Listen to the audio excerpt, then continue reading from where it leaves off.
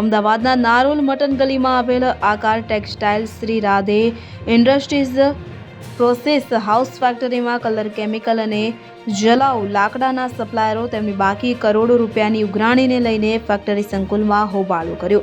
50થી વધુ મોટા ગજાના વેપારીઓ અને સપ્લાયરોએ અમદાવાદ ટેક્સટાઇલ સપ્લાયર એસોસિએશનના હોદ્દેદારો સાથે આ કંપની ખાતે દોડી આવ્યા। કેમિકલ સપ્લાયર વેપારીઓના 3.5 કરોડથી વધુની રકમની ઉઘરાણી માટે ફેક્ટરીમાં 50થી વધુ સપ્લાયરો ઘસી આવતા ભાગીદારો ફેક્ટરી છોડીને ભાગી ગયા હોવાની બાતમી સામે આવી। એસોસિએશનના હોદ્દેદારોએ ફેક્ટરીમાં આવીને બાકી લેણાની વાત કરતા ફેક્ટરીના ભાગીદારો હાલ આપવાની ના પાડતા મામલો વધુ ગરમાયો।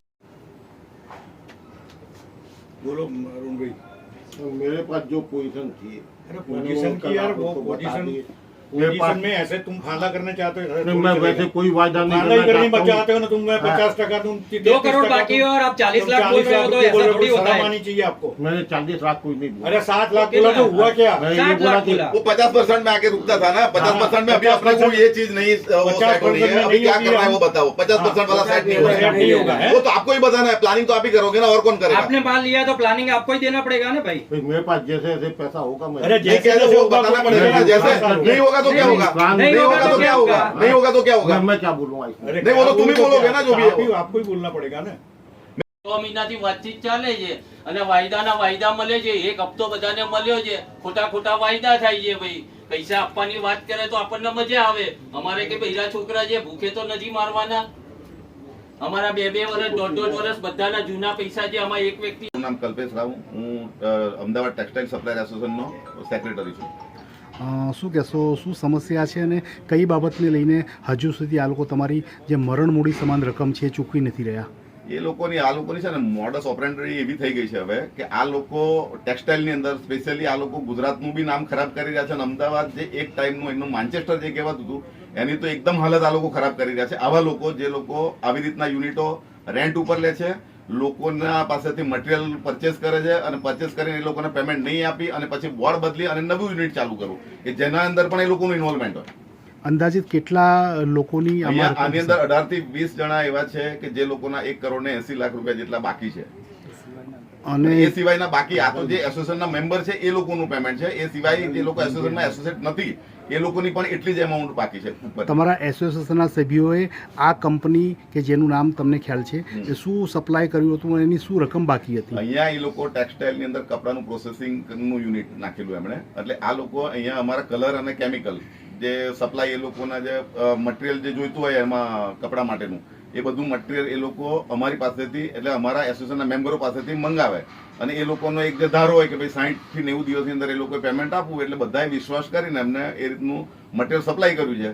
થોડોક ટાઈમ સુધી ચાલ્યું છે અને પછી એમણે એ જે 90 દિવસની ઉધારી હતી એ 120 દિવસ 150 દિવસ એવી રીતની ઉપર લઈ જઈને વિશ્વાસમાં લઈ અને ઉપર લઈ જઈ અને આજે એવો સિનારીઓ થઈ ગયો છે કે લોકોના 2-2 વર્ષ જૂના પૈસા બાકી છે, આજે પણ પૈસા બાકી છે। આ અંગેની રજૂઆત તમે કંપનીના સંચાલકોને કરી? એ સિવાય કોઈ સત્તાતંત્ર સમક્ષ?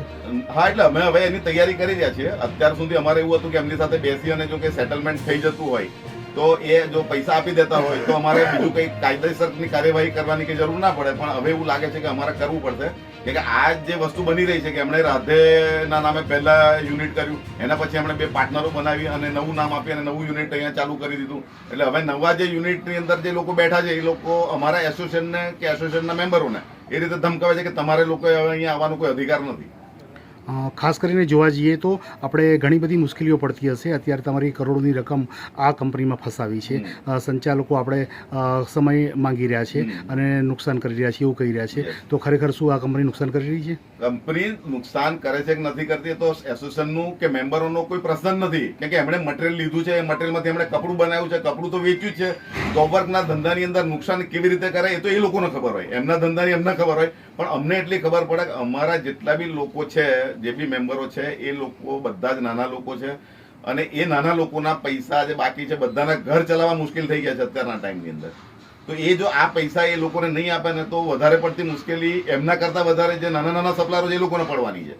તો અમારી રજૂઆત એ જ છે કે તમારા માધ્યમથી સરકાર સુધી આ વસ્તુ પહોંચે અને આના માટે કોઈ એવા એક્શન લે કે જેનાથી આવા ઇન્સિડન્ટ અહીંયા જે બન્યું છે એનું તો અમારે ચોક્કસપણે એનું નિદાન જોઈએ જ છે, પણ આગળ બી એવું કશું ના બને એની તકેદારી રૂપે સરકાર કઈ જો અમને સપોર્ટ કરે તો એની અમે ઈચ્છા રાખીએ છીએ.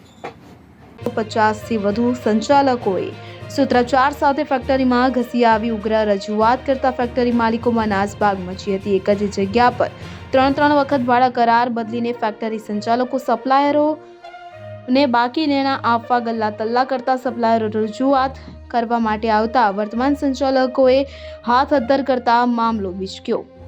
નારોલ પોલીસનો કાફલો ઘટના સ્થળે દોડી આવ્યો.